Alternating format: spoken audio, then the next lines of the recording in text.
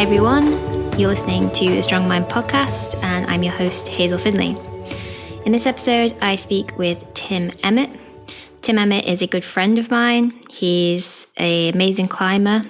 He's an all-round adventurer really, and he's pretty famous for climbing stupidly steep ice routes, doing dangerous rock climbing routes.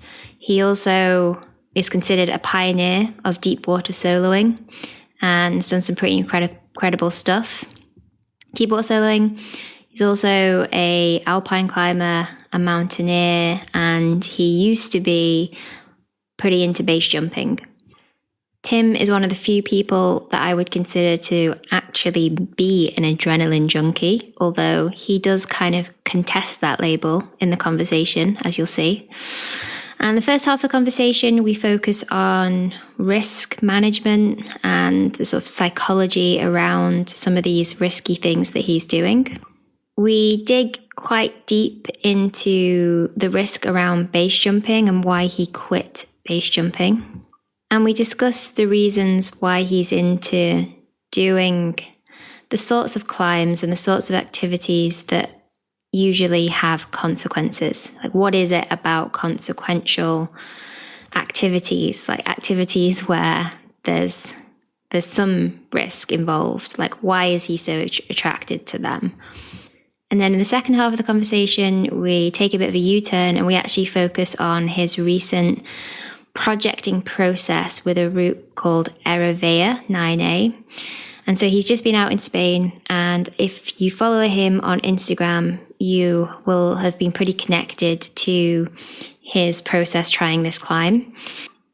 It's really interesting to talk to a clear adventure athlete who has an extremely strong mind for doing these high-risk activities, and then see that actually there's a lot of things that he needed to learn and implement, and a lot of work around his psychology to manage the psychological and mindset challenges associated with committing yourself to a project for a really long time, and also sharing his experiences and the highs and lows of that process through social media. As soon as you start sharing things, and you have to factor in other people's expectations and other people's opinions on how you're doing, it certainly ramps up that psychological challenge. But as you'll see, Tim has got a lot out of sharing his experiences and being honest with people and kind of laying it all out there. And so we really dug into that. It was also interesting to just see the different tools that Tim is using in order to be at his best on that route. And it's really cool to hear an athlete talk so much about how they are managing their psychology for not only things that are scary and dangerous, but also for a sport climbing project. Tim's an amazing athlete and an amazing person. And if you don't know him, he's got a larger-than-life personality. He's so full of energy, so full of positivity. And it was really cool to chat to him, not only about these things that he's really excited about, but also these things that he's finding challenging. All right, that's enough from me. If you're enjoying these podcasts, please feel free to become a podcast community member. For $8 a month, you can help support us and help keep this podcast ad-free. You also get bonus episodes to these podcasts. A lot of the podcasts have been cut off halfway through, and you get all the full versions of the podcast and any other bonus content that we release. You can also become a full Strong Mind community member if you want more support with mental training, access to our coaches and our live events, and to just be part of a community of climbers that want to put their minds first. Okay, thanks for your time and attention. I really hope you enjoy this episode and have a great rest of your day. All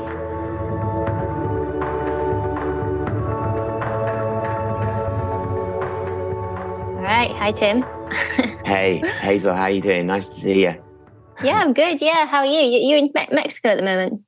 I am actually, yeah. I've been on a little bit of a whirlwind tour from Spain to Canada, and then just popped down to Mexico for a little family holiday. So I'm down in Puerto Vallarta right now, surrounded by palm trees and swimming pools. It's actually pretty nice. Nice. Does sound not good. too bad. Not too bad for late November, Yeah, perfect. You're in Turkey, yeah. Yeah. Fully international conversation. Yeah. Hopefully the Wi-Fi and the technology holds up. How's your rehab going? You doing loads of routes, I saw. You were trying to like on-site lots of stuff, and looked pretty fun. Yeah, the shoulder's doing pretty good actually. Yeah, it's getting tired easily, but basically I'm just a bit weak. But apart from that, I can kind of climb as normal, so it's pretty good. Yeah, it's been fun actually. It's like really good in the like 7s and low 8s, which is kind of like what I need. So yeah, it's perfect. Yeah. One of the things I noticed when I was in Spain was that if I'd have days when I'd be on Aravea, and then I'd have days where I'd go climbing somewhere else, and I'd just go climbing for fun, and it was just so good. It's funny, isn't it? I'm sure we're going to get into this in detail, but there's like trying to send your project and perform, and then there's like climbing for fun. And I just remember walking into Finestra, for example, for a day of climbing where there's no pressure at all, and it was just like I feel like being on holiday rather than walking into your project, and you're just like trying to focus on not thinking too much. No, we'll get to that. I kind of wanted to break the conversation up into two halves actually, and like do a bit of like Tim as you and like your history and your career as a climber, and get some funny stories out of you. and then maybe focus like quite a bit on Aravea, because I just think it's quite interesting. Yeah. Sound good? Yeah, sounds good. Well, why don't you lead off, and then we can take it from there. Yeah. So it's really funny because like normal people who don't climb think of all of climbers as adrenaline junkies.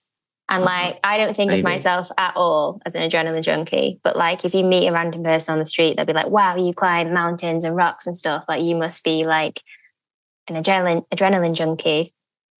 But you're actually someone who I consider to be an adrenaline junkie.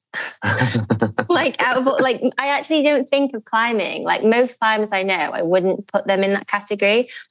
But I put you in that category. Would you put yourself in that category?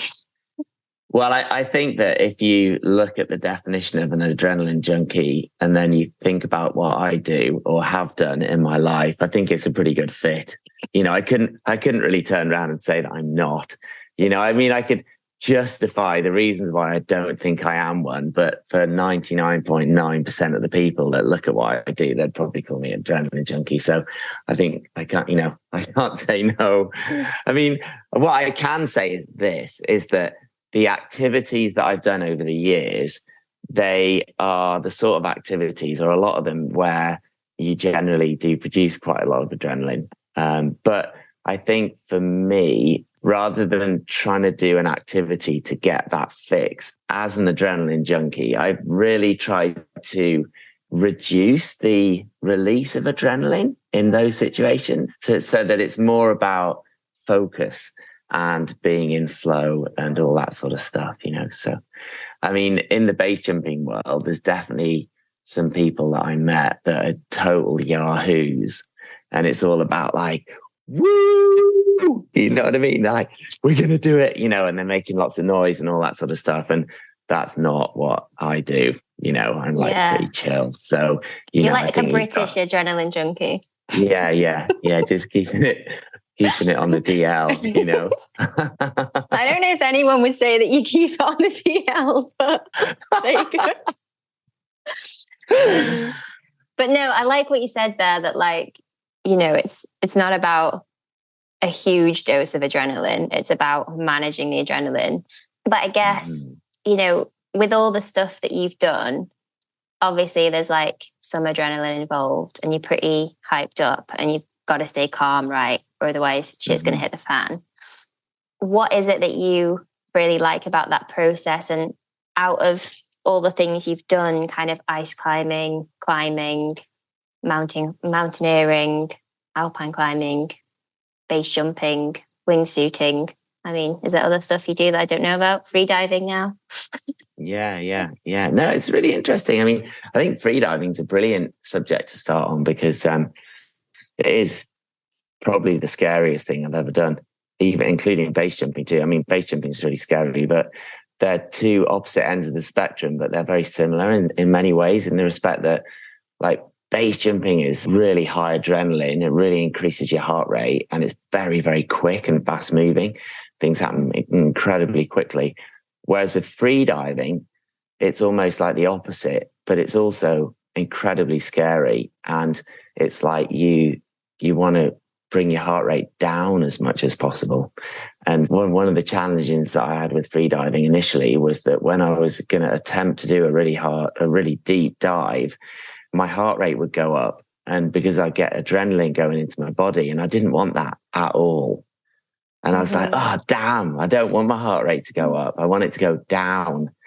And trying to deal with that, like using various techniques to try and keep my adrenaline at bay so that it wasn't being produced so that I could relax, and it's been fascinating actually on this recent journey with Ayurveda and getting into meditating, because I've never done that before. And I find that going free diving is probably the closest that I've been to meditating in my life, because you're basically trying to switch your body and your mind off so that your heart rate goes down so that you can relax as much as possible. And the closer you are to being asleep, the better you perform, So, two very, very different worlds, actually. I mean, I kind of got lost a little bit in that, in those worlds then. But yeah, I mean, what is it? So free diving is quite a new thing for you. And I guess a lot of the other things you've been doing have been a bit more fast paced. What is it that kind of first attracted you to these sort of sports, which are kind of adrenaline inducing sports? Yeah, sure. I tell you what it is. Well, there's two things. First of all, I like to have experiences that I haven't had before. I really believe that, like, life is made up of the experiences that you have along the way. And I want to fill my life with as many of those experiences as I can.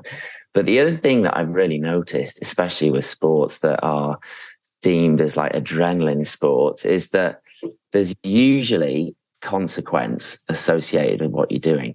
And I find that the greater the consequence, the more I have to really focus on what I'm doing. And I really like that. I enjoy being in that situation, and it's the, whether you're free soloing or base jumping or free diving or something like that, it's really when the consequence is at its greatest that my attention is brought most into the moment, and I'm incredibly alert. And I think that's what it is that I'm striving for in those different sports. When do you think you noticed that? Do you think you've always known that that's actually what you're attracted to, or has it taken you a while to actually figure that out? No, I mean, I remember like soloing right wall many, many years ago on the Cromlech, and I definitely noticed it then, because I felt amazing, like when I was on the wall and just about to set up for the crux and you're way above the ground and you just feel absolutely in tune with the holds that you're holding on to and each fingertip on each hold. And I think that probably brought me into the moment more than anything I'd ever done in my life up until that point. I mean, I can actually remember it very specifically, like setting up for the crux where you reach up and make a really long move to the pod. And I distinctly remember like each one of my fingertips on each piece of rock that I was holding onto, because I was acutely aware of the fact that if I broke a hold, that I was going to die. So I wanted to make sure that each fingertip was on a piece of rock that was really solid. So, I was very specific where I put each one. And then each foothold, I wanted to make sure that it was on good rock. And it's a long move, so you really got to pull hard on your fingers and push with your feet. And I just distinctly remember that split second where I had two hands on and both of my feet, and I pulled up, and then I let go with one arm to then reach up and get the pod. And for that split second where I let go with my right hand, I was just like, wow, I really hope that nothing breaks right now, because, I'm pulling pretty hard on these holes. And I reached up and I got it. And I was like, oh, and then carried on going. So I think that moment was a very enlightening moment for me in my climbing career. And I think that it gave me a sense of focus and flow, I guess, that I'd never really experienced before.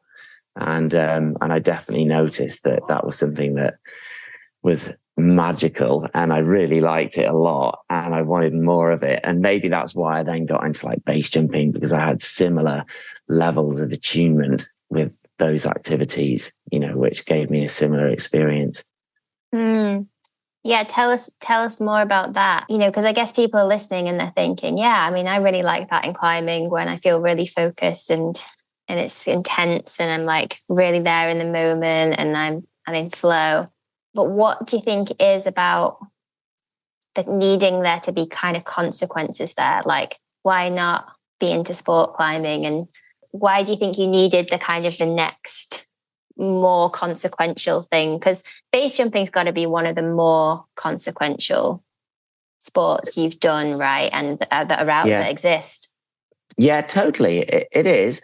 So just going back to your question there, why don't I get out of sport climbing? Or the thing is that I just don't get that experience out of sport climbing, or I hadn't until this trip. I mean, it's in a slightly different way, but to try to help people understand about what's going on here is, when I go sport climbing, I climb and it's fun and I get to the top and it's great or whatever, or I don't get to the top and I come down.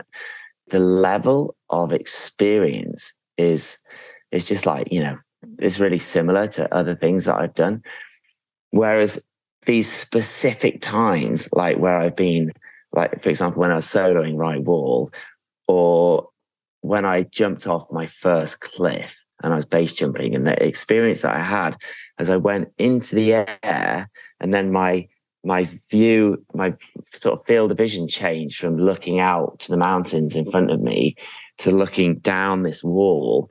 And the wall had it's limestone. It had like black and yellow colors on it, which, as I changed my angle and I started to see the colors on the wall, all of a sudden I started accelerating really, really quickly. And the speed in which these colors started going past me was an experience I'll never forget. And it's like, at the same time, I've got like 11 seconds before I'm going to hit the ground.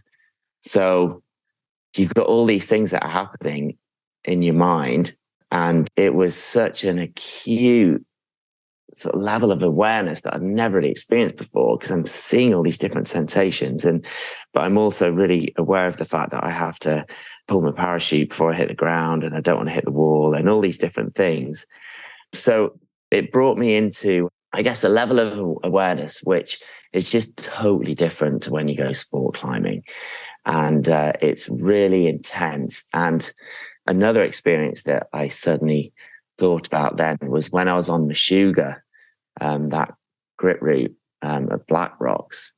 The first part of it was like when I was putting on my shoes, and I was really nervous and kind of excited but scared at the same time, because I knew that I was about to go on a journey which was right at my limit, and it had very severe consequences if I made a mistake.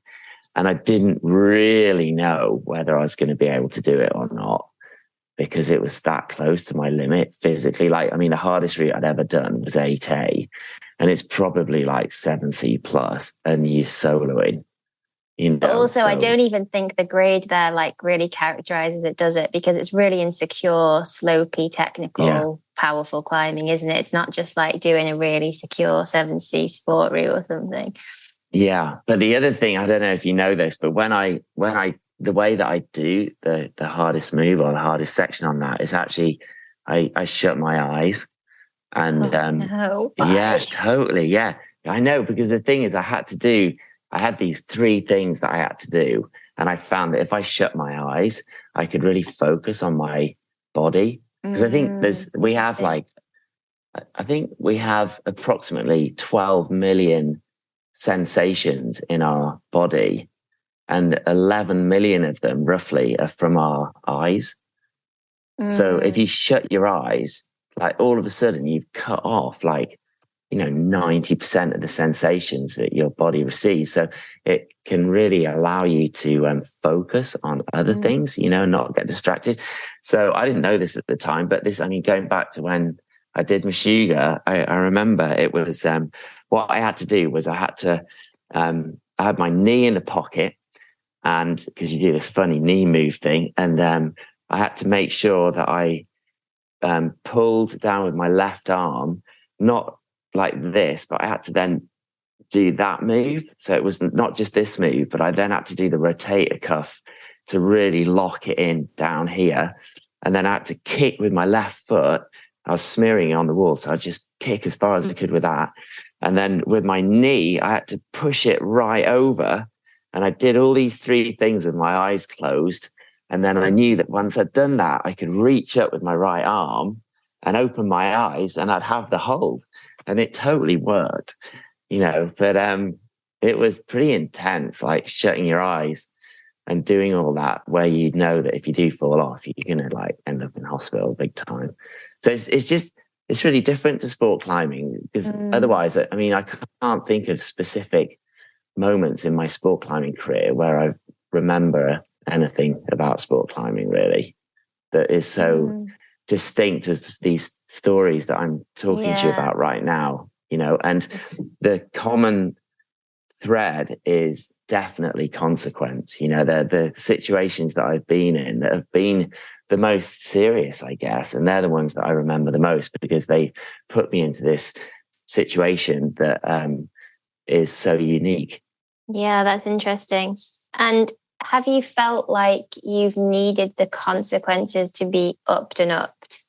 Like, if we talk about it in terms of risk, when you started your climbing career and the other sports you've done, would you get experiences that were that intense from a certain degree of consequences? And then did you feel like in order to get that same experience, you'd need even more consequences?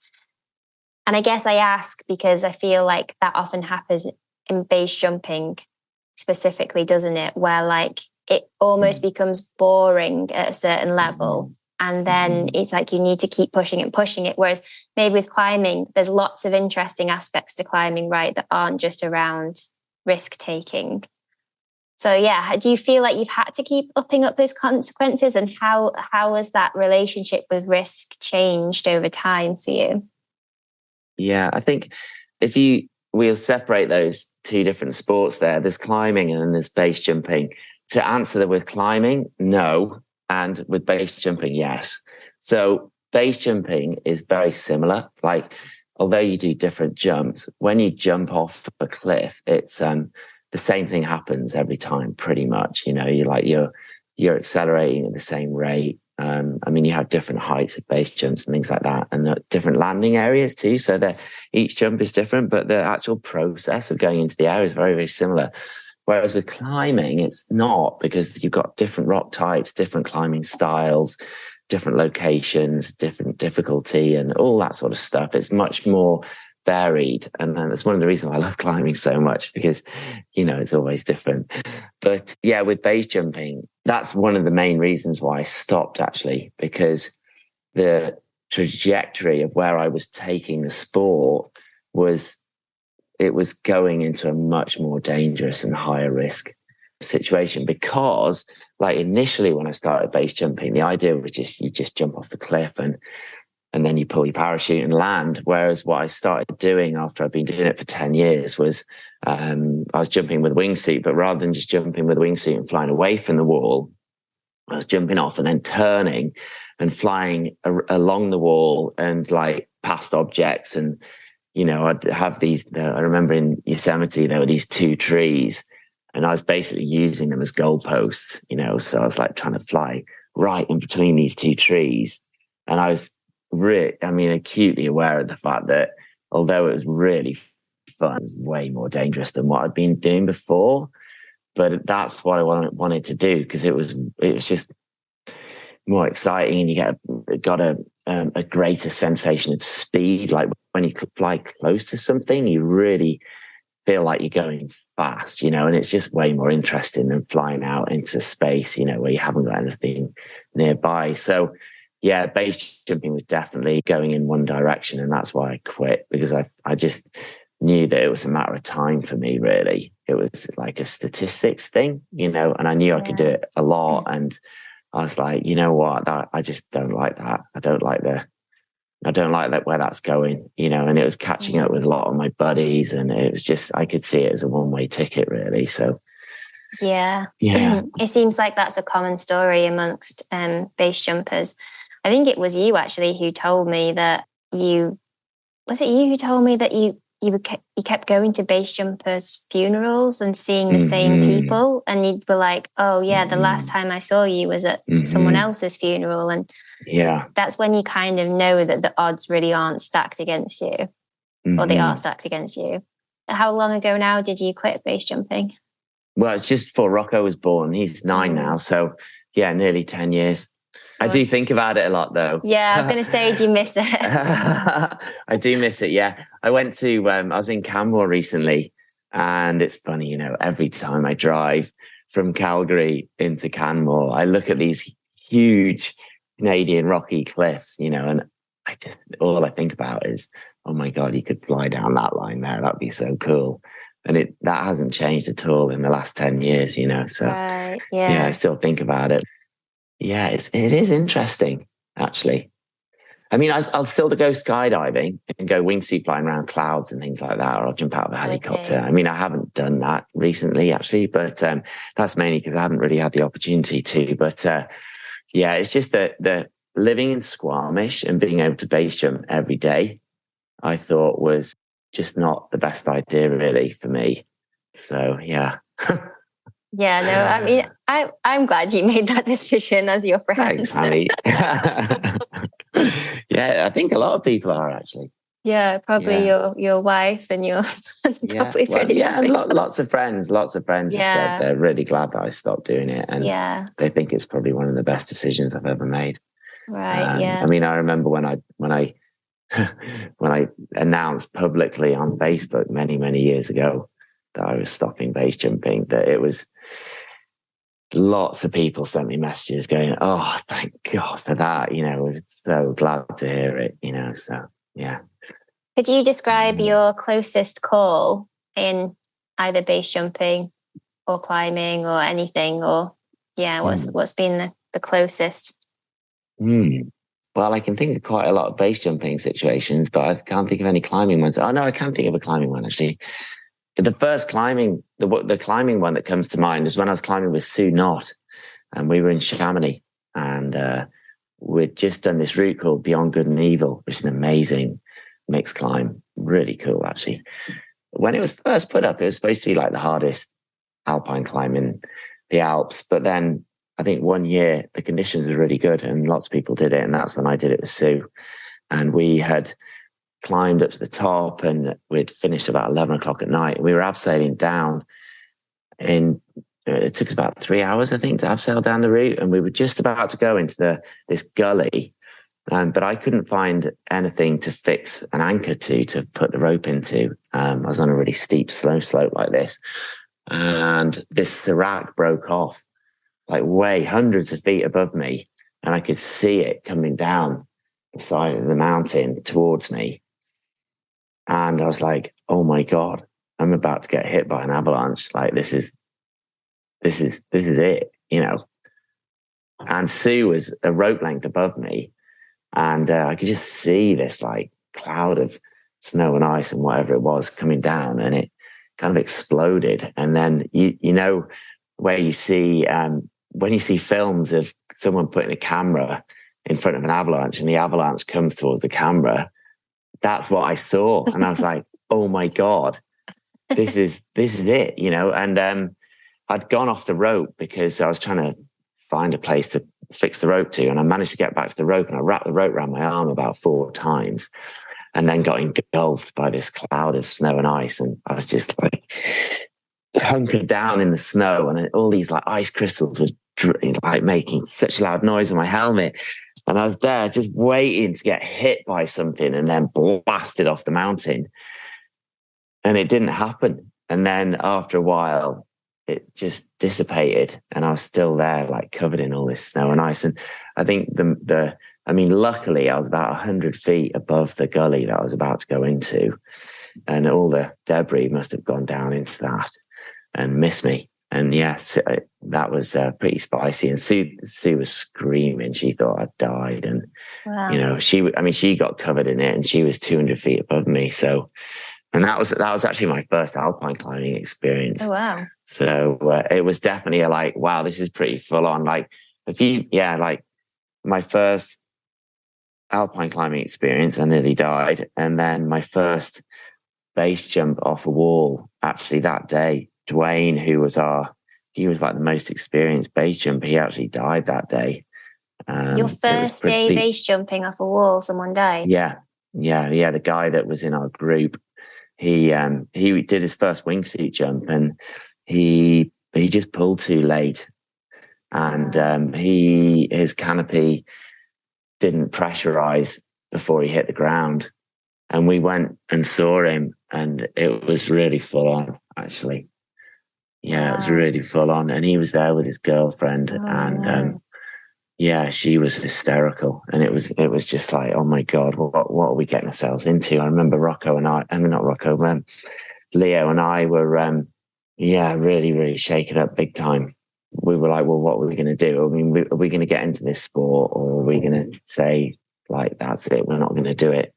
But witnessing that experience definitely saved my life. Like, I wouldn't be here if I hadn't seen that, because what it made me do was it made me really respect making good decisions in that sport, and walking down when conditions weren't right, and being really sure about saying no and not jumping in iffy conditions. So I don't think I'd be here right now if I hadn't seen that happen on that day.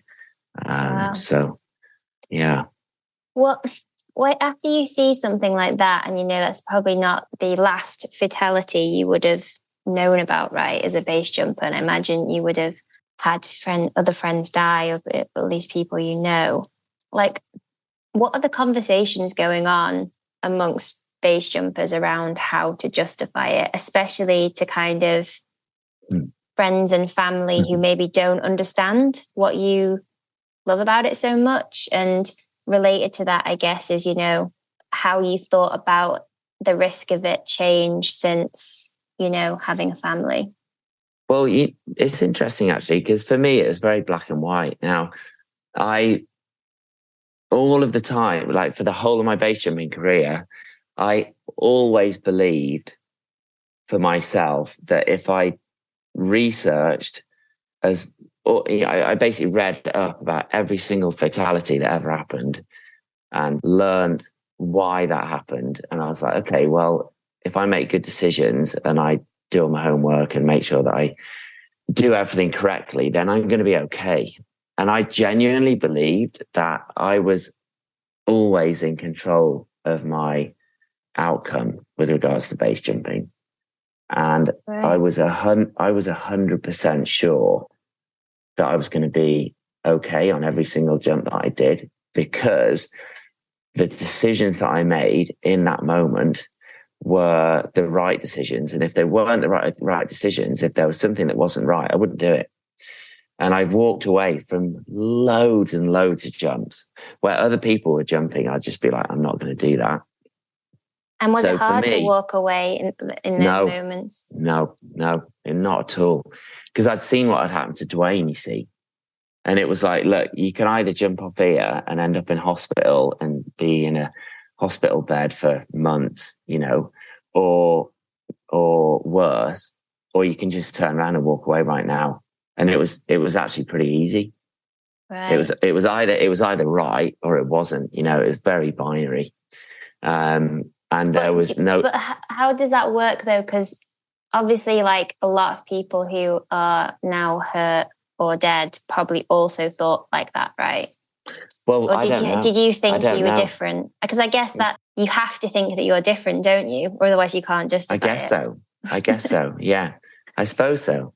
But for me, I felt really sure about my decision making, and I felt that I could confidently say to Katie or my mum or my dad or whatever, and say, well, if I make good decisions, I'm going to be okay. Because I did know that my chances or the statistics for me of passing away or like losing my life to base jumping, like the statistics when I started were, I had a 20% chance of dying in my base jumping career, which is actually pretty low, you know. I mean, I was told, well, I mean, it is. No, well, it actually, it's really not low. It turned out to be. That's like saying, you know, if you've got, you know, 5 bullet barrels in a gun and you put in 1 bullet and someone just points it to your head, you know, there's a 1 in 5 chance. Yeah, it is. But I understand what you're saying, and I totally agree with you in some ways. However, I don't agree with you because you have decision making that comes into that too. So you were hoping to bring those odds down. Exactly. Yeah, exactly. by making good decisions. But I mean, it actually turned out that the odds were much greater than that. So the people that I knew in my base jumping career that I jumped with the most, it ended up being about 50-50. No way. So basically, the people who were pushing it and made it a career, it was 50-50. Not all of them, but the people that I was jumping with. Yeah, the people that I knew. Half of them are dead. Yeah, half of them stopped jumping and half of them are dead. Yeah. Seriously? Then there's no one still jumping? There are some people that we met along the way that were really good at base jumping, and they're still doing it, and they're still, you know, they're still alive, you know. So, for example, people like James Bull and Robbie Pecknick, and they were right at the forefront of wingsuit base jumping. And like, so for example, Robbie Pecknick, he runs a company called Phoenix Fly, and they make wingsuits, and he's like the godfather of wingsuiting, basically. Right. So the people that really specialize in it and do it all the time, there's still a lot of them that are still alive. But just out of the people that I was jumping with, like, for example, Dean and Sean, and my friend Gus and another guy called Sean, and all of our crew, basically, they either all of them died or they all stopped. So wow. Out of our team, that's how it worked out. Wow. Yeah. I was interested when you said, you know, you found it really easy to walk away, you know, when you weren't 100% sure that it was safe to jump. You know, what are the sort of things that might cloud that decision making? I guess obviously there's, you know, you really want to jump because it's fun and that's what you love to do. But I'm also wondering, you know, how much ego plays a role there, right? Like if everyone's jumping and they're saying, it's safe, what are you doing? You know, how much sort of bravado and stuff is there, and does that cloud people's judgments? Do you know what, Hazel? Like for me, not at all. It wasn't like that. You know, like in the base jumping world, you never like goad someone into jumping. That's not the way it works. You know, it's like there's way too much consequence for making bad decisions. Like, and you really respect people for making whatever decision they want. And then, for example, I remember like when I went to Norway once, I spent 2 hours walking into this jump, and there were people that were jumping. It was windy, and I was like, no, I'm not into that. And I turned around and I walked for 2 hours to get back to the car. So that's 4 hours without jumping. And then I walked for another 3 hours on the same day to the top of Troll Wall. And I poked my head over the top, and it was too windy then. I was just like, I'm not jumping. And then I walked for another 3 hours. So I walked for 10 hours that day, and I didn't jump at all. And other people were jumping. So it was, you know, that's going back to when Dwayne died. It made decision making really black and white for me. It was like, it's either good or it's not. It's not, if there's any doubt, it's not good. And therefore you don't do it. Right, So from an ego perspective, the ego didn't come into it at all, really. Right. Because and I really genuinely thought that if I made good decisions, that I'd be okay. And the one day that changed was the day that I stopped. Right. Wait, what do you mean? The day that I realized that I wasn't in control of whether I would survive or not was the day that I stopped base jumping. And what caused you to realize that you weren't in control, and what had changed for that realization to take place? I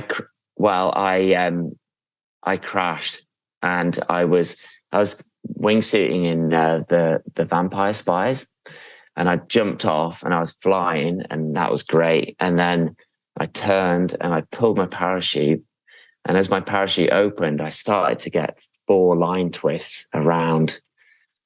So I ended up flying backwards into a boulder field that I couldn't see because I was facing the wrong way, and I couldn't do anything about it. I couldn't turn around. I couldn't get out of the line twist, and I knew I had about 10 seconds before I was going to land, but I couldn't control where I was going, and I couldn't see where I was going, and I was 100% at the mercy of what was going to happen.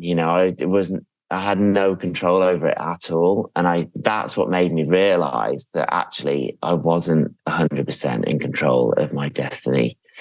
And I got away with it, but I just didn't like the fact that I wasn't in control. And I realized that might happen again. And as soon as I realized that, I was like, well, I'm out. I don't want to do this. I don't want to be exposed to the fact that I'm not actually in control of what I'm doing. Because then when you're standing on the exit point and you're about to go, knowing that something might happen that you're not in control of, you could be like, well, this could be my last jump. And like being a parent, and also being turned around to Katie, my wife, and saying, okay, hon, I'm going to go jumping now, knowing that there is a chance that I might not come back. I just couldn't justify that at all. And that's why I stopped. Yeah. That's interesting, because it's interesting to me that you ever thought that like there wasn't random error in there, that you were completely in control. Because I feel like maybe that's why I'm like not as into soloing. I obviously do sometimes free solo, but I don't really feel like I'm 100% in control. Like, I do think that there's some random error, and so I don't know. And for me, I don't know a lot about base jumping, but it seems like there's more random error in base jumping than in climbing. Would you agree with that? Yeah. Yeah, maybe. I guess it depends on thing with climbing. Is you got rock, haven't you? Like the whole breaking is the random error. And I think with base jumping, I mean, of course there is random error, but I think when I was doing it, I was trying to ignore that, and because the thing is, if you think about that, then it exposes you to the possibility that something might happen that you don't know about. And I think I didn't want to be thinking about that, so I was sort of forcing myself to believe that didn't exist. And then that would help me to really focus on what I needed to do. So I guess I subconsciously chose to ignore that. And so that wasn't actually in the equation, even though maybe as a more experienced person now, I think as you get older, you become more aware of things like that. But as a young base jumper, I really didn't. That wasn't part of the plan, and that helped me to be really confident with the decision making that I was doing, because I genuinely, well, as I said before, I thought that if I made really good decisions, I could do it in a relatively safe way, It's like looking back now, it's like you were smart. You were pretty smart, but also not smart. Exactly. I know. You're smart enough to walk away when things weren't in your favor, but you also were like turning a blind eye to some of the uncontrollables, I guess, right? It's like you were controlling everything you could control, but the things that you couldn't control, you weren't actually respecting, I suppose. Would you say that? Yeah. Yeah, I think so. But then you don't really know, do you? You don't really know what those things are because you don't know what they are. Yeah, so why put your attention on them? I guess that, but I Yeah. suppose you still want to be able to have that conversation in your mind and say, look, okay, there's these things that I can control. I'm going to work really Yeah. hard to control them. There's these things that I can't control. I respect them.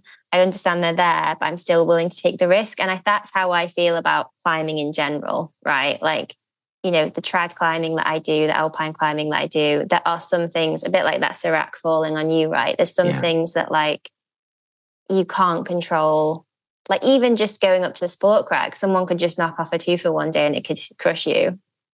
Do you know what I mean? Like there's even in just normal life, there's going to be risks. So I guess you can kind of justify it that way. But with the fatalities that you know about, were those people making mistakes and they weren't controlling the controllables, or was there random error with some of them as well? Well, I can't really answer that because I don't know, because it wasn't me. I mean, Right. I can talk about the information that we know about, but then you don't really know what happened. I mean, you've got a good idea, you've got a theory, but you don't 100% know what really, really happened. But usually, and I'd say 90, at least 90% of the time, it's human error. Would you? Right. Mm-hmm. Yeah. Mm-hmm. Yeah. Like, for example, when I crashed, I know that the pack job that I had, like the way that I packed my parachute, it was one of the worst pack jobs I'd ever done. I was aware of that. Right. And that's probably why it happened. So if I was thinking about it rationally, if I had done a better pack job, it probably wouldn't have happened. But at the time when I was packing my parachute, it was in a really tricky environment where the lines kept getting caught there was tiny little bits of gorse on the ground. And in hindsight, I should have had a packing mat. I didn't have one because we were packing on this grass, but there were lots of these tiny little bushes that kept snagging on the lines. And also there were loads of mosquitoes. We were packing the parachute with a mosquito head net on.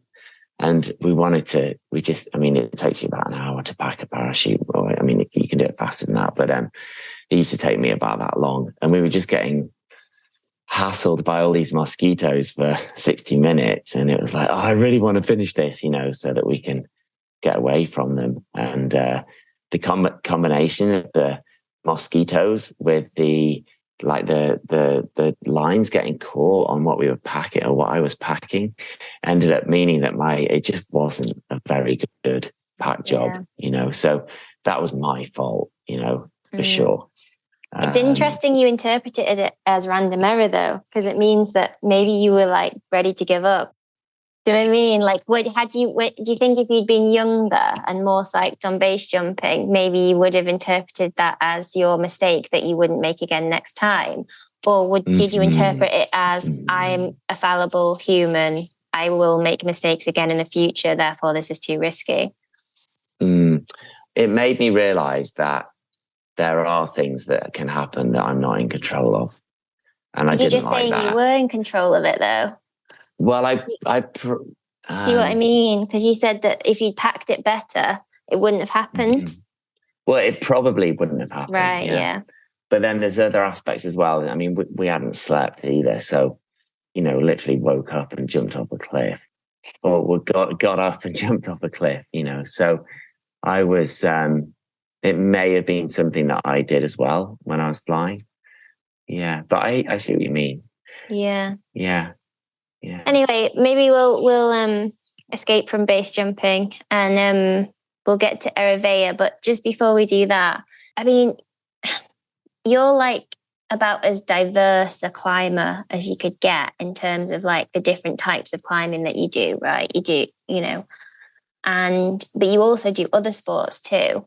How have you managed to sort of balance those sports out? And how much do you get out of like different experiences? Because it's, you've just done so much different stuff. It'd be interesting to hear what you think about sort of diversity and all of it. Well, I think from a climbing perspective, I move with seasons, so unlike rock climbers who tend to go to Spain or Turkey or somewhere like that in the winter when the weather's not very good in the UK, as soon as it gets really cold, I get my crampons and ice axes out and things like that, and I look for colder climates. So, and also with regards to like alpine climbing or mountaineering too, it's very seasonal, so when the seasons are good for that tends to be when I do those sorts of activities. So I've moved around a lot with that in the different climbing styles, and I really enjoy the variety of it, and also like training and or focusing on a specific type of climbing with a specific objective. I really enjoy that about climbing because it makes it's always interesting. You don't get bored or for example, because you're doing the same sort of thing. But then with regards to other sports, yeah, that's an interesting one. I mean, I really got into freediving when I was injured from climbing. It's when I took a year out of climbing. So it was a brilliant option for me because living in Squamish, I'm right next to the sea, and I teamed up with a friend of mine who was a freediving instructor. And it was a way of being able to do something that was that I really enjoyed and I could focus on and I could learn. And it gave me that ability to get into flow, which I wasn't able to do through climbing because I wasn't climbing.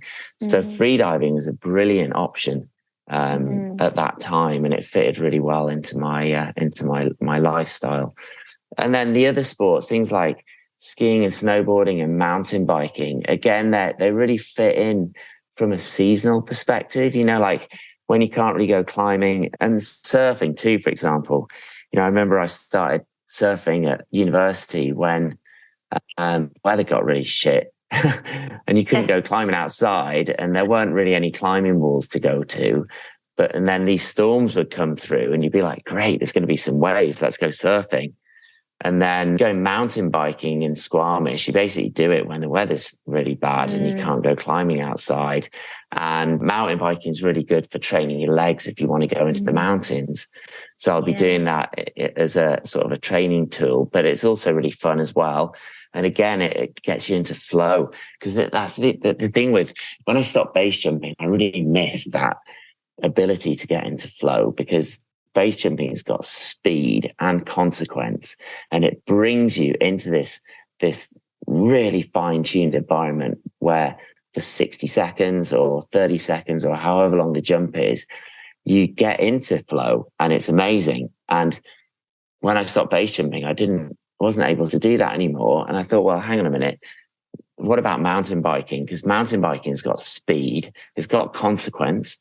It also has the ability to get you into a state of flow because of that. Do you not get into flow as easily then with slower sports like climbing? Do you feel like you're not in flow climbing? Or?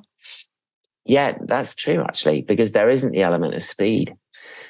I think that with wingsuit flying and mountain biking, because things are happening very, very quickly and you have to navigate your decision making in a finite amount of time, that I get into flow more easily than I do when I'm in climbing. Like I don't get into flow climbing as often as I do as when I'm in a speed orientated activity.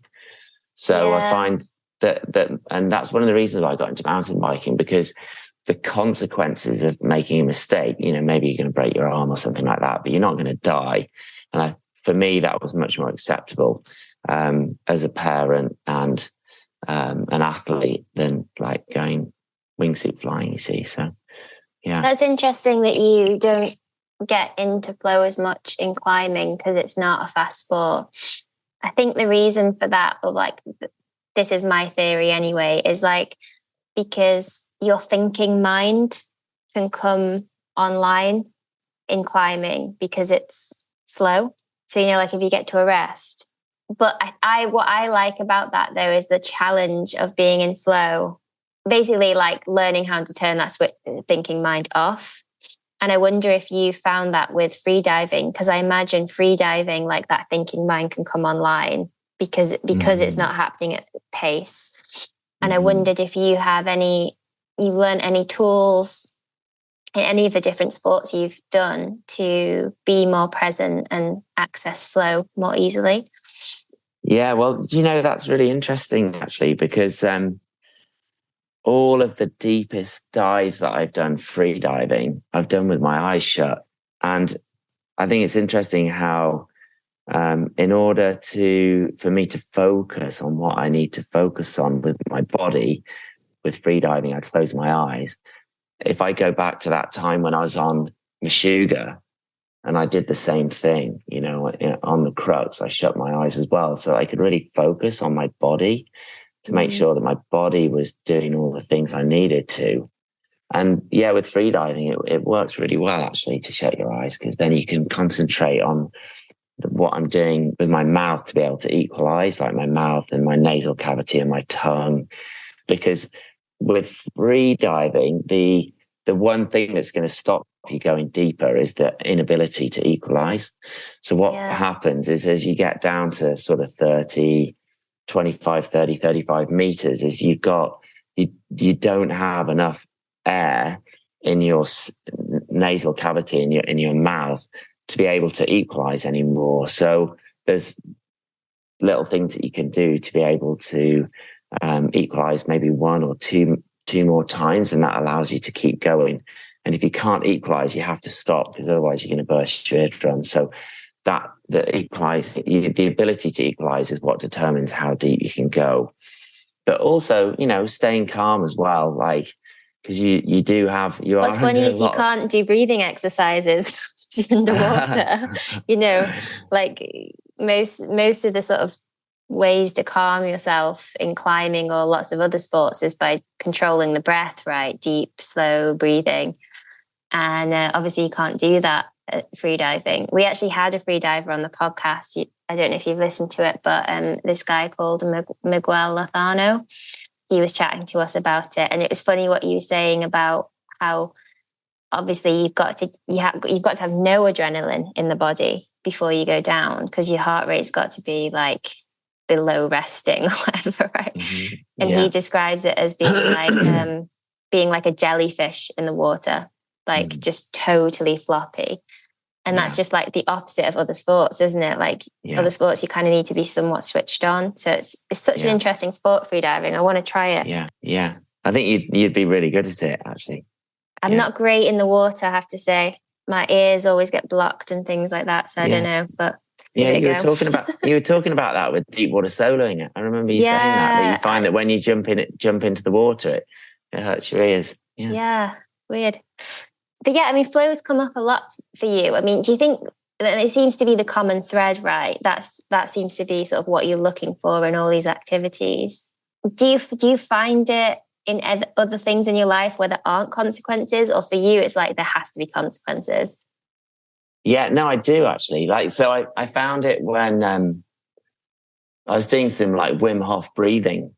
Gilly told me about this technique that I first started trying when I was in Spain trying to climb Eravera in 2019.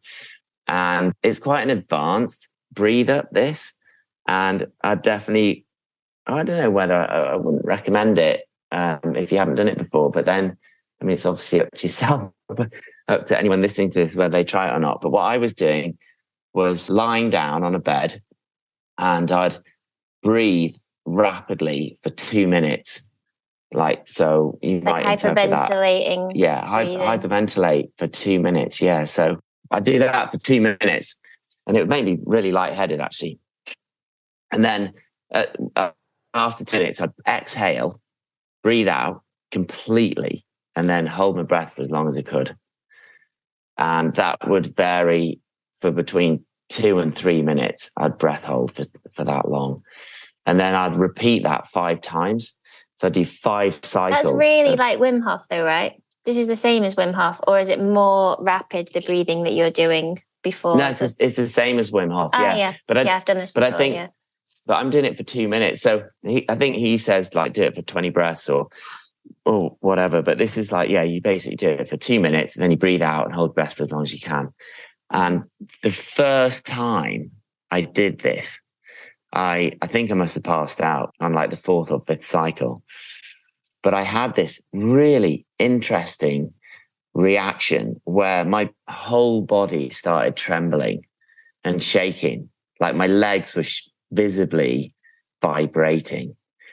And I had this, and like nearly every time that I've done it since, apart from 2 times actually, on the last cycle when I relax and breathe normally, I get this sound, this noise comes to me, and it gets louder and louder and louder. It's almost like a ringing. I can hear something in my ears, which gets, the volume increases and increases and increases. And it gets to a point where it doesn't get any louder. And then it slowly dissipates and goes away. And after that, I feel completely relaxed and like it's almost like having a reset. And I have to lie there and just relax a little bit. And then after a few moments, I then sort of open my eyes, and then I'll get off the bed and stand up. And it's the only way that I've got into that state of complete relaxation. And it's really interesting, actually. Have you ever had that before? Do you find I've done that. Well, I mean, it has made me feel like it's definitely been an intense experience. I've never had this trembling that you've talked about. Yeah, it only happened to me that only happened on the first time I did it. It hasn't happened since. Right, yeah. But no, it is quite intense. Like, I think of breathing. Often I'm using breathing to calm myself down, but it's definitely an intense breathing experience, the Wim Hof. Because I use the app. This little Wim Hof app, yeah. I think I was doing it when I was training for a sport climbing project. And I'm not sure why, maybe for recovery or something. I can't remember all the different benefits of this breathing technique now, but it's definitely something to look into. I was also getting into my cold water swimming a bit as well. And it's supposed to be good to help you with that. But yeah, maybe you've inspired me to try it again now. I found that moving towards Ayurveda, like I found that psychologically, if I did this during the day before I went climbing, it really helped to sort of reset my brain. So that if I was a bit nervous or thinking about things, or I had a lot of self-talk going on, if I did this breathe up for 25 minutes, I found that it was a really effective way of stopping any of the self-talk and just like relaxing my mind and giving me I call it like a reset. I feel like it's a reset for my brain. Well, let's talk about Ayurveda. First of all, just tell us the journey, give us a brief overview of the journey so far. I know that might be hard to do, but what prompted you to sort of try it in the first place? And then also talk about the sort of the inspiration to share so much of it, right? Because that's a bit of a big piece of this story. Yeah, so I did an 8C plus in Squamish called Superman. And when I got to the top, I wasn't that tired. And I thought, you know what, I could do something harder than that. So I was doing a deep water soloing. I was emceeing at a deep water soloing festival with Sharma in Utah, in Park City. And I turned around to Chris and I was like, hey, Chris, I think you're a pretty good person to ask here. Can you think of a 9A, which is really long, really steep, and it's on pockets and it doesn't have any hard moves? And he's like, yeah, Ayurveda. And I was like, cool.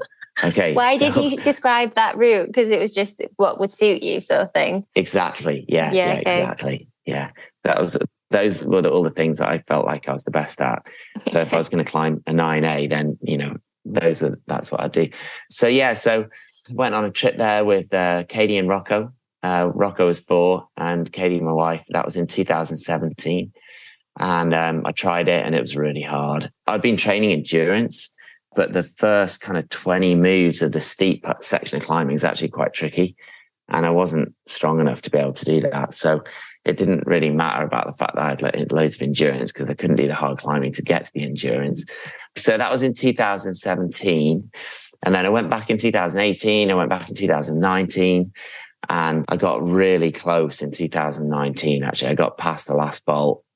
And that's when I realized that I could do it. I thought, wow, I'm actually really, because it's only about 7A or something from where I was to the top. And I was pumped out of my mind and my foot slipped and it came off. And as soon as your foot comes off in situations like this, you use all your power. And I was out of beans. But I was like, well, if I can get that far, I know I can do it. So I wanted to go back. And then this year, I went back and I spent 2 months. Well, not quite actually, because I went to the UK for a little bit. I spent 10 days on it. On my third day, I actually got up to the 17th bolt, which is like 2 bolts below the top. And I felt really good. And I thought, wow, this is awesome. This is way faster. I'm doing way better than I thought I was going to. And then October came and it was really hot. It was just really tough to climb on that route in like plus 28, plus 30 degrees, not a lot of wind. And I didn't do very well at all in October, actually. And then in November, the temps went down and I started to get really close and I thought I was going to do it. And then I didn't.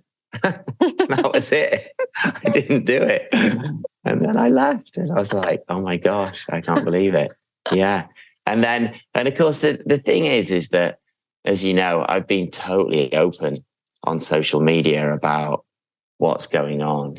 I've been just kind of keeping people in or letting people into the journey, which is something that most climbers don't do, and it's something that I chose to do because I felt like, I've got nothing to hide here. And I'll share the journey with people and they can come along with it if they want to, and it is what it is, and I mean, I did feel quite vulnerable doing that, but then I was okay with that because I didn't have anything to hide really. And it was just part of the process and part of the story. And I'm just like, well, this is what's happening. And here you go. So, yeah. Did you find it's added pressure though, that's been harder to manage or not? Yeah, probably a little bit actually. Yeah. And what's that felt like? I think so. For example, the added pressure was things like if I had a day off and I was planning to climb the next day, maybe I'd said on social media, well, I've had a day off, I'm going to climb tomorrow. And then I'd wake up the next day and I'd feel like I wasn't rested. And I'd be like, you know what? I'm actually going to have another day off. I'm not going to climb today. So then what I'd have to do, or in my mind, I then had to kind of tell people about that or let them know that I wasn't going to climb that day, because a lot of people were sending me messages like going, Tim, what's happening?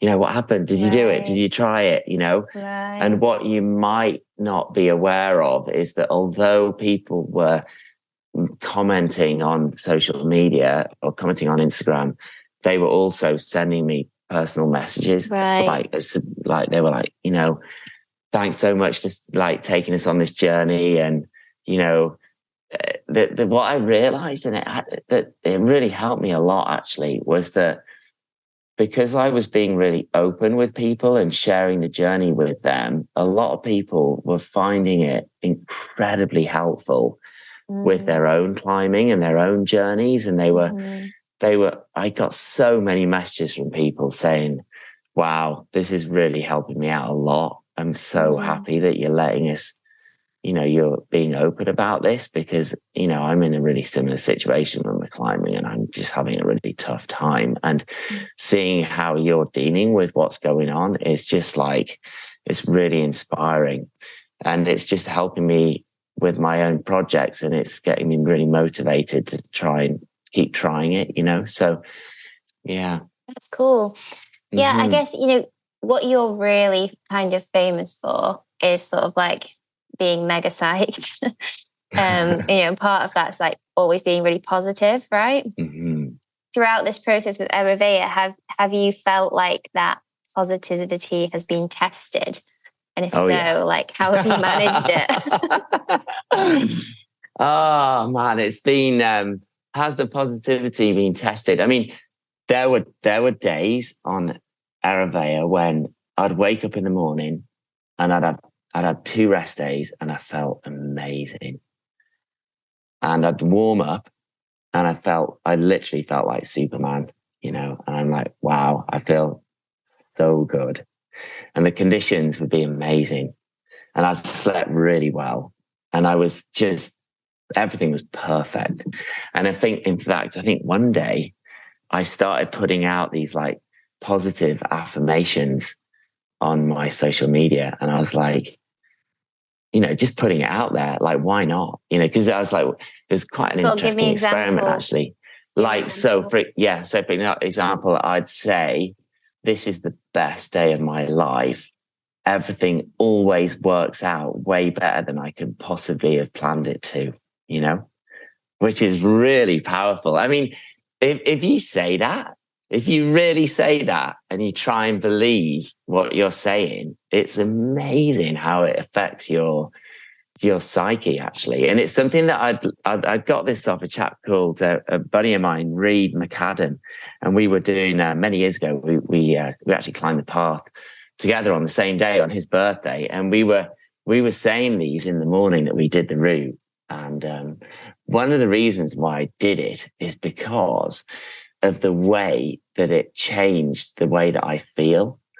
Like, if you're a bit nervous, if you say a positive affirmation like this, like, it can get you really excited, which might not be the best thing to do, but it definitely releases chemicals in your body, which that are not there unless you do it.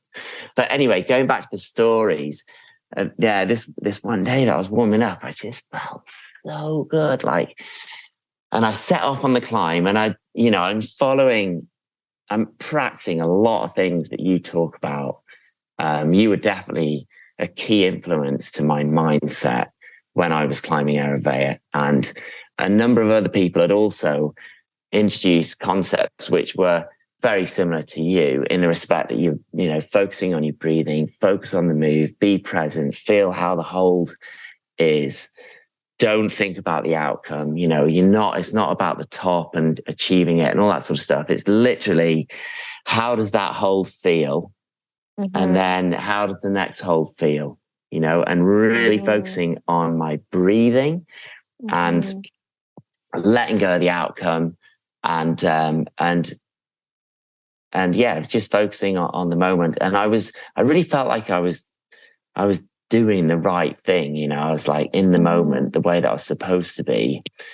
And anyway, the climbing was going really, really well. And I was trying to stay away from those feelings of, oh, wow, that was really easy. When you do a move and you've done it like hundreds of times, but it feels much easier that day because you feel really fresh. And I found that in the past, when I would get into that mind state where you're like, oh, wow, that feels really easy, I'm really strong today. And then I start judging how I'm climbing. And then that's when you like make a mistake and blow it. Yeah, because I think this is what people don't realize about, because positive affirmations and positive self-worth talk are great on the ground. But when you're climbing, you don't, even if you're, because this happens all the time. And I have a really classic personal example I won't use, but basically, when you get near the top of a route and you're like, yeah, I'm going to do it.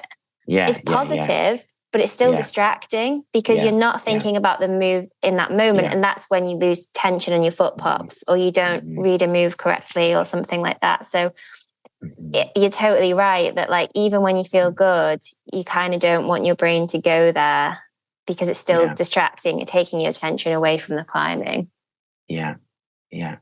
Just going back to the question that you asked earlier on about, was my positivity tested?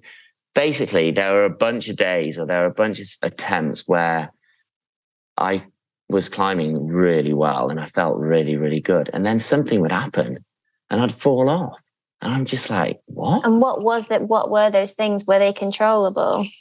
Well, no, one of them wasn't at all. No, like I was setting up for the upper crux, for example, and I had the undercut like this, and I was just about to reach up and get the finishing hold of the upper crux, and my flipping left hand just flew out of the undercut.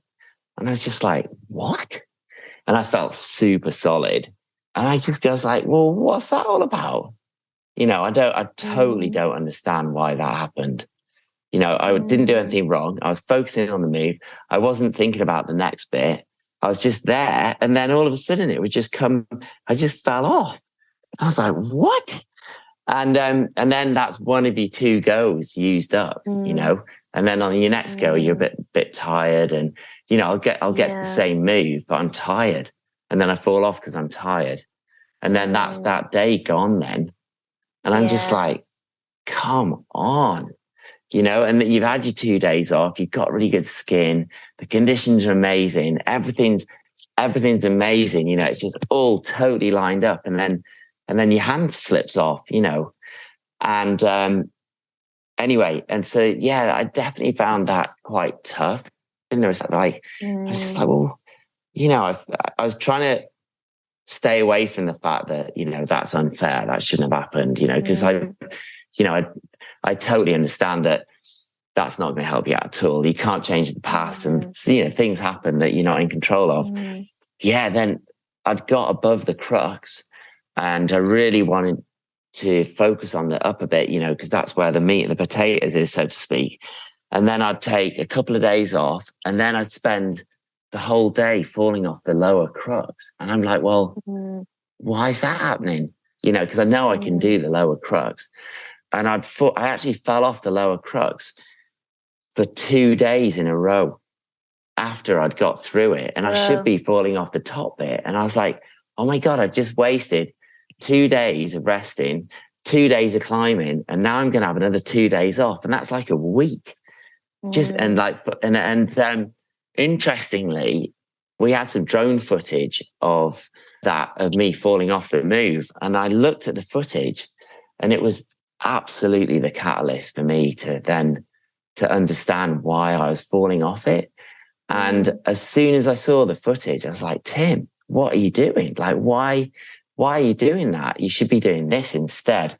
And as soon as I'd seen that footage, the next time I went and tried the crux, I did it. So were you just doing a small piece of beta wrong? It was to do with momentum. Right. So it's a really subtle thing where I had a pinch here and another one. And the difference, like when I was falling off the move, what I was doing was I was quite close into the wall, and I was letting go and reaching up for this slopey potato thing. I was starting really close to the wall, so I'd then reach up and try and get it. And what I realized what I was supposed to be doing is actually, instead of starting close to the wall, I straighten my arms, and then I do the move by pulling in and then reaching up and getting the potato. So that would like double the amount of time that I had to get the potato, because I had forward momentum coming into the wall. It's really steep, you see. So if you imagine, if you're starting off with your arms bent and you reach up, you're kind of falling out. Whereas if you straighten your arms and then you pull in and get the potato, you're moving into the hold, and it gives you more time to get it. And as soon as I realized that, I basically got the potato every go apart from one where I just fumbled it on one go. And it meant that after that, I got past the crux on every go, which meant that I was then, working on the upper crux, which is like, what you need to get through to then stand a chance of doing the route. But I'd basically lost a lot of time by not knowing that, and like falling off the crux like for a long, long time actually. And therefore, it just meant that I had less goes on the upper section, I suppose, which is what I really needed to do to be able to do the climb. And then I ran out of time. So, yeah. Yeah. Did you ever get to that point that's really annoying in a project where it stops becoming fun and you just kind of want it to get it done? Oh, yeah. When did you cross that point? Oh, man. I basically went to Spain on the 19th of September. And then on the 25th or the 26th of September, I got to the 17th bolt, which was my third day on the route. And then, so that's at the end of September. And it was a north wind and it was cold. I was wearing trousers and it was amazing. And then after that, I went to England until the 10th of October. And then I came back to Spain on the 10th. And for the whole of the next 3 weeks, it was really, really hot. And I just couldn't get through the crux at all. And my fingers were greasy, and I couldn't chalk up on the crux section because I just couldn't do it, basically. And the chalk would come off my fingers. And I was just like, that's when it started. That's when I was just like, oh man, I just want to get to the top bit again, and I couldn't get through the crux, and it was really hot.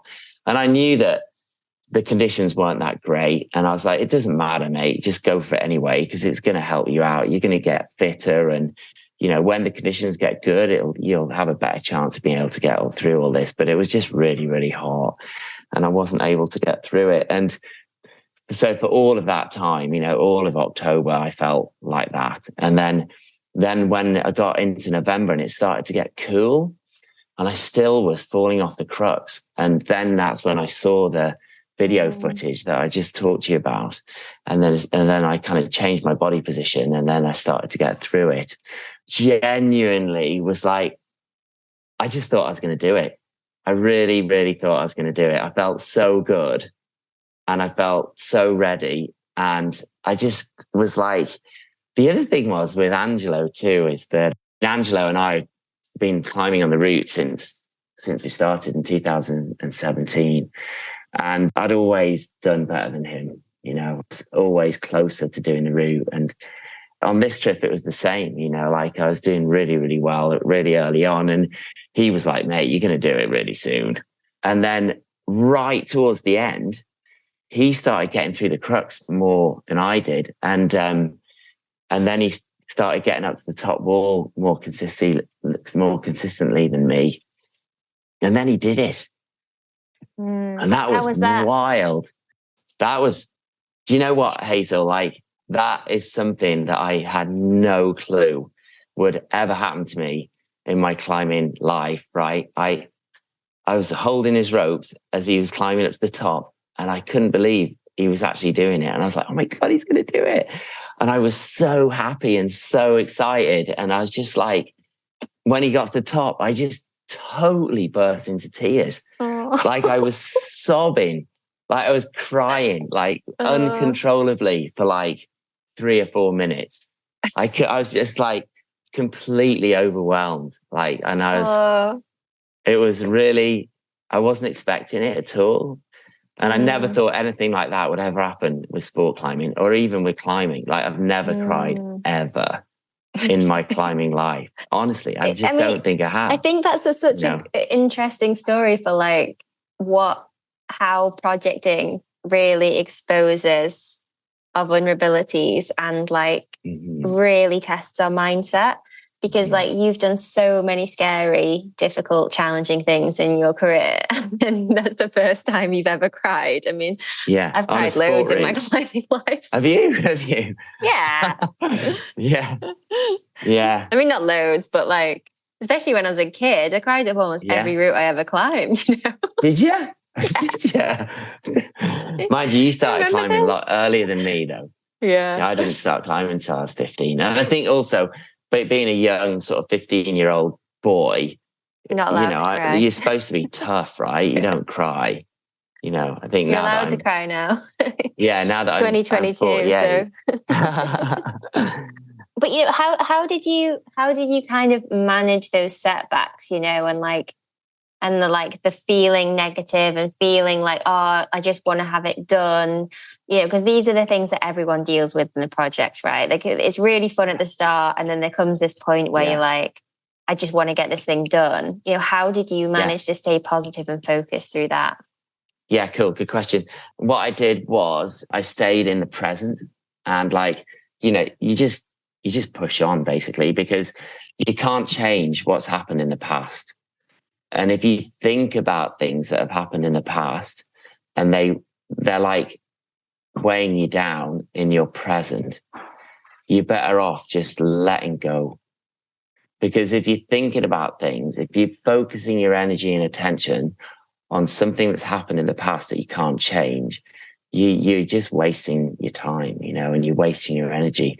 And so I think being able to let go of it's gone, it's done, it's in the past, you can't do anything about it. But what can you do right now that's going to help you out on your next go?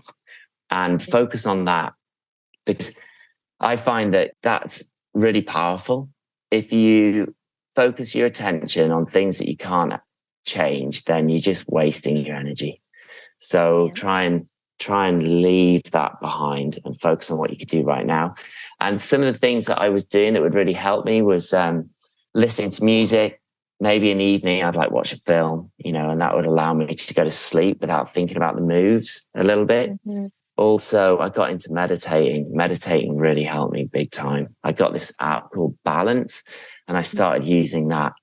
And that really helped me to be present and focus on my breathing. So I was doing a lot of breathing and a lot of meditating and stretching. And I wasn't drinking any alcohol, and I was eating really healthily.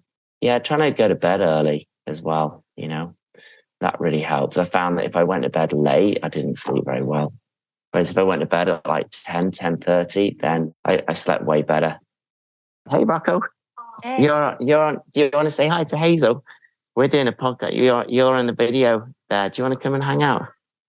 Rocco, he's like, God, when are we going to the pool? Yeah, sorry, I'm taking up your holiday time. Okay. It's all good. I've actually got a meeting in 25 minutes as well. So yeah, I found that those things really helped a lot. Also running, like I was kind of advised not to run, but I found going running was really good for my mental state. And I just been outside was really, really helpful. And also going cold water swimming too. That was really good too. I went swimming quite a lot actually, especially after climbing. And some days towards the end of the trip, it was cold. It was really cold. Yeah. It'd be like 12 degrees with a north wind. And then I'd come back and it'd be dark. And then I'd jump in the river and swim for like 5 or 6 minutes. And the water was like 11 degrees. Yeah. And also having cold showers. I wouldn't go cold water swimming before climbing. Mm-hmm. I'd do it afterwards. But what I would do in the morning is I'd have a cold shower for like 60 seconds. Mm-hmm. I really enjoyed that. And having a quick shower for 60 seconds with cold water, it doesn't make your skin go all soft, but it means you can have a wash and it just heightens your senses and, switches you on.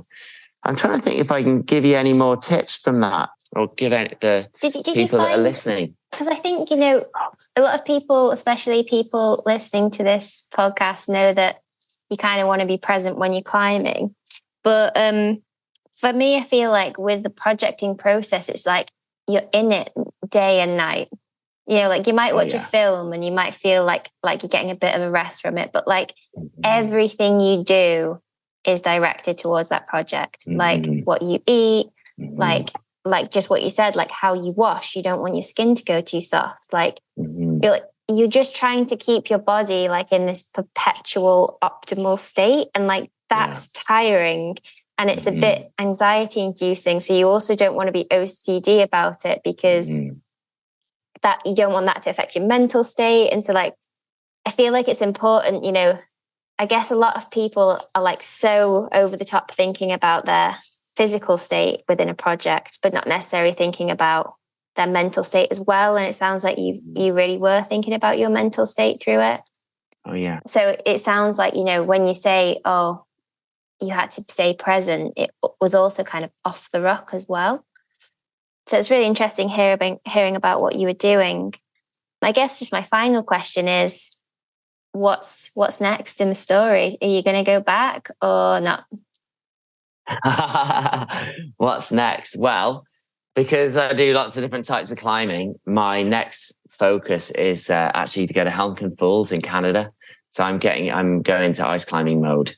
So there's a full crew going to Helmcken Falls at the end of January, and going to go there with Gresham and Emma Powell, and we're going to do a Brit Rock show there. Actually, we're going to do Alistair Lee's coming as well, and a bunch of other people are going to come too. So yeah, I love Helmcken Falls. It's so amazing. If you don't know what Helmcken Falls is, do a search on the internet for it. Ice climbing at Helmcken Falls, HELMCKEN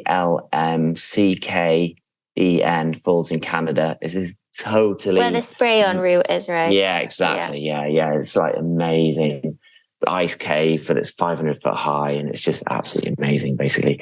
So I'm training for that. But yeah, I'm gonna. I want to go back to Spain. I want to do Aravea. Why did you look over there when you said that? Because I haven't had this conversation with my wife. Is she like over there like, what? No. I mean, she knows. I mean, I've been pretty open on Instagram about the fact that I'm going to go back and do it. But it's the thing is that, you know, it's not just a matter of going there and doing it. You know, I need to make sure that someone's looking after Rocco, and that, you know, if Katie's working full time in the city, then I can't go to Spain, basically. So it really depends on what she's doing and whether she's working from home. And because like this autumn, I was able to go to Spain for that long purely because Katie was running her interior design business from home, and we lived next to Rocco's school. So it meant that Rocco could go to and from school. And from a parenting perspective, it was manageable. But if that situation changes, then I'm not going to be able to go back to Spain unless I take Rocco with me. And then I'll have to homeschool him and all that sort of stuff. So, I mean, there's different things going on there. So yeah, I really want to go back. My sort of goal is I'm going to maintain my rock climbing training over the next 3 months, so that I'm in a position that I can have another go in the spring. Oh, cool. Nice. When the conditions are good. So we'll just see whether I can manage that with the family and, work and all that sort of stuff. So yeah, we'll see. Cool. Yeah, that'd be great. All right. Well, maybe we need to do a part 2. Hey, one last thing that we haven't talked about, which is something that I know you know about, and also Mike Weeks as well, is what was I thinking about when I was on the route? And I was saying to myself that I am a spider monkey. Yeah, I heard this. Yeah. Is this your mantra? Yeah. Well, yeah, it is. Yeah. And it's something that I got from Mike, because he was like, oh, you've got to, when you climb, you're climbing like what? You know, what are you when you're climbing? And what I noticed was when I realized that if, like, for example, a spider monkey, the reason why I thought about a spider monkey is because the way that spider monkeys climb is that they're really fast and they're light and they're really flexible and they fly around the trees. And they're like, of all the sort of monkeys that you see climbing around, the spider monkey is the most nimble and they never fall, you know. And I thought, I'm a spider monkey, I'm a spider monkey, I'm a spider monkey, I'm a spider monkey. And I noticed that when I said that to myself, I just felt like light and agile and quick and precise. And, you know, I felt, rather than thinking, how do I feel? You know, am I going to do it? How does that feel? Do I feel good? Am I tired? Am I nervous? Am I like this? I'm a spider monkey. I'm a spider monkey. I'm a spider do How does that whole feel? Do you see what I mean? And it changes your thought, your internal dialogue to something which is more helpful, I guess. Yeah. Another thing that Mike said to me as well is the way to switch off your internal dialogue is by dropping your tongue. Relaxing your jaw. Well, relaxing your jaw is one thing. Yeah, but tongue dropping's like slightly different. So, for example, one thing I noticed was that my internal dialogue, like my thinking process, whenever I was talking to myself or my thought process was in motion, my tongue was always raised. And if I would consciously thought about dropping my tongue, it switches off my thought process or my internal dialogue. But one of the challenges I had with that was that, what am I thinking about? Am I thinking about I'm a spider monkey, or am I thinking about the hold, or am I thinking about dropping my tongue? You know, and it's like, well, hang on a second. what am I supposed to be doing here?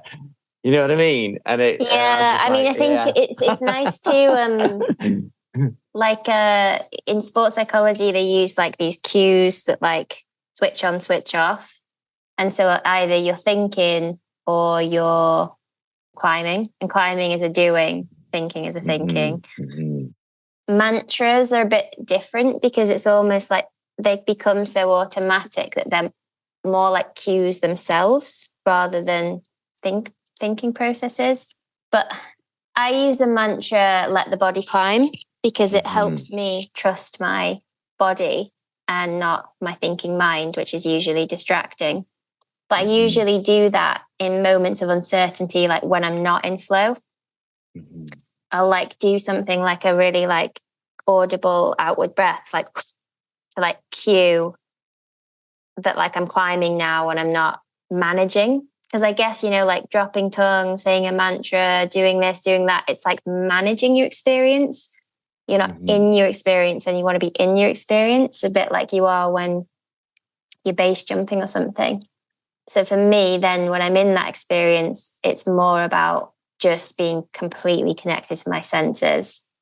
It's interesting what you're saying about closing your eyes, because I use little mini visual anchors. So like really looking at the next hold, like exactly where my index finger needs to go, or like really zooming into what a foothold looks like. And it's quite calming and focusing than kind of like we tend to like look at everything. So yeah, it's quite cool when you start playing around with those things. And like, I think what's really interesting about your story is like, yeah, you didn't do the route, but how much stuff did you learn in that journey? I mean, loads of stuff you would never have learned from doing like the one scary climb or something, you know, like sticking with something and like staying at it. It just brings up so many challenges that you don't face when you do like one scary route or something. So it's weird. It's like you think of sport climbing as like the psychologically easy form of climbing, but it's just not, is it, when you take on a big project? Well, I tell you what, Hazel, like the reaction that I had when Angelo climbed Eravea, like that, I think the reason why I really, really want to do Eravea, I want to go back and have another go, is because I want to know what the experience is going to be like when I get to the top. Yeah, that's cool. There's a good reason to do it. Yeah. You know, if I got that emotional belaying him, which is something that's never happened to me before, what is that going to feel like when I get to the top? Like, honestly, because I'd thought about this. In fact, two times I was driving to the airport and I was just thinking about, as you do when you know, doing these projects, my mind wandered, and as I was driving down the road, I imagined what it was going to be like to clip the chains.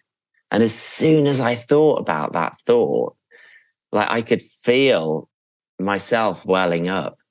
And I was like, oh my God. And I just almost started crying. And I was just like, whoa, that's pretty intense. And all it was a thought.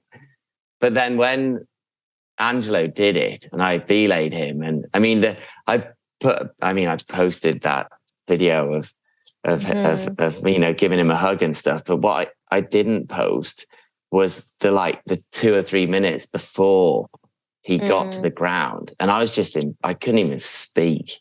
I honestly couldn't even talk. I was just like, and I was like, I just couldn't believe it. I couldn't believe how it affected me, you know. And I wonder, it'd be fascinating to look into the reason why I was so emotional, whether it was from like being a kid at school where, you know, maybe he did it before me, or maybe it was because I was really happy for him, or maybe it was because I really wanted what he had and he got it and I didn't. And maybe it was like, imagine, you know, when you're like 3 or something and someone else gets a toy that you want and you don't have it, and then you have a tantrum, you know, and you cry because that's what you want you want the object, but you don't have it.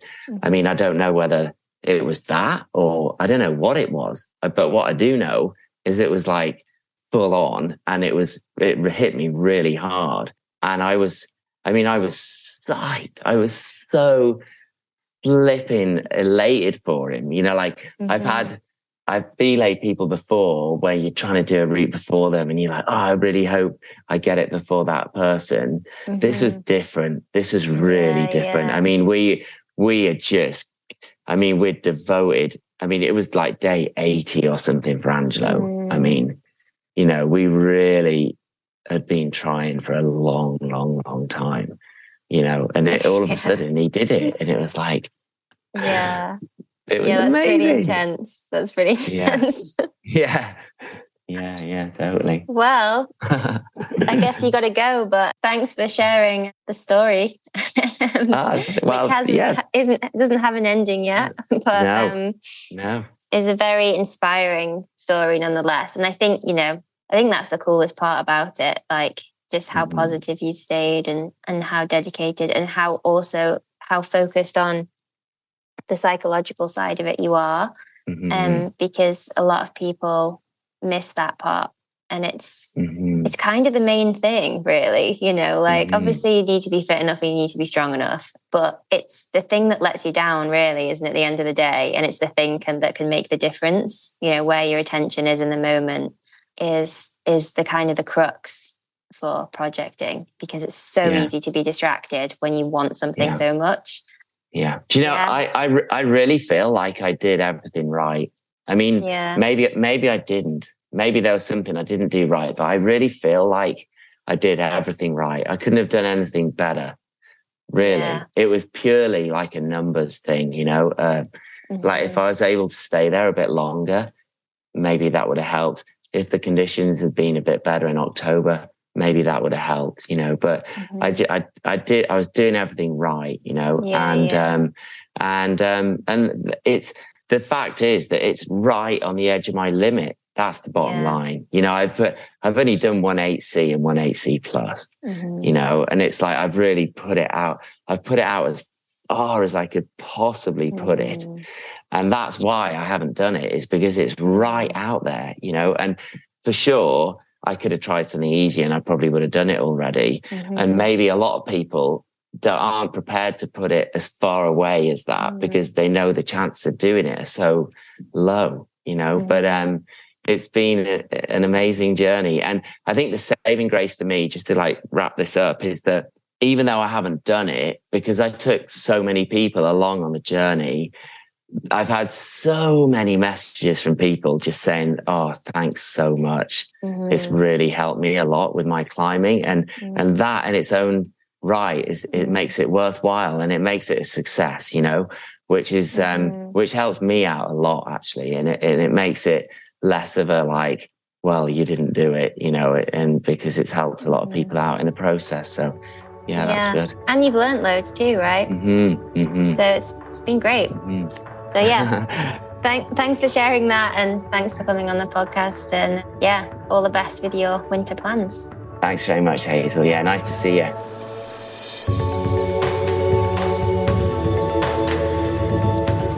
All right, I hope you enjoyed that conversation. If you're not already, think about becoming a podcast community member. For $8 a month, you get access to all of our bonus content, which is slowly growing and growing. You also get to suggest future guests and ask them questions, and also attend our live events. If you would like access to more mental training content and to our coaches and to our live events, you can become a full Strong Mind community member, and you can find information about that at strongmindclimbing.com and then go to the community page. What's really cool about our community is that we are having really great conversations about psychology in climbing. We're connecting like-minded people, sharing experiences, and I think one of the biggest benefits is that every month we focus on a particular topic in mental training and psychology, and we really explore it with depth through live events, discussions, workshops, and pop-up sessions with expert coaches. Psychology is one of the toughest areas of climbing and life, and we often don't have the skills, knowledge, and even the language to discuss and learn about our own psychologies. So with this community, we're really hoping that it's the connections that we build between one another and the conversations and the discussions that we're having, whether that's between members and coaches, or between professional climbers or expert coaches that we bring in from time to time to discuss particular areas of mental training and psychology. So if it sounds like something that you could benefit from, either because you're interested in psychology or because you'd like to build a stronger mind for climbing and for life, please visit strongmindclimbing.com and head to our community area. Thanks so much for your time and attention, and I really hope you enjoy the rest of your day.